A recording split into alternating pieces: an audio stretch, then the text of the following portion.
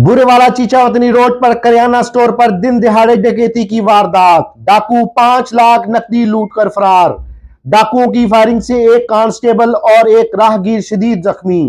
Burewala Chichawatni road पर वाकया मलक हनीफ करियाना एंड जनरल स्टोर पर 4 नामालूम कार सवार डाकू आए और गन पॉइंट पर 5 लाख रुपए नकदी लूट कर फरार हो रहे थे कि गश्त पर मौजूद मुहाफिज स्क्वाड के अहलकारों ने फरार होने वाले डाकुओं का ताकब किया तो डाकुओं ने कार के अंदर से पुलिस के जवानों पर अंधाधुंध फायरिंग कर दी, जिसकी जद में आकर एक कांस्टेबल अब्दुल हसीब और एक राहगीर नौजवान राहील शदीद जख्मी हो गए।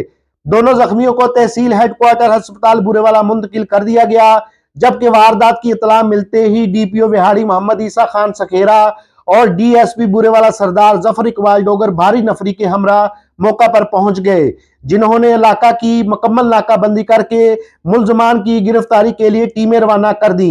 बाद अज़ां डीपीओ विहाड़ी ने अस्पताल पहुंचकर जख्मी कांस्टेबल और राहगीर की इयादत भी की। मोहसिन मुगल, मुगल न्यूज, बुरेवाला।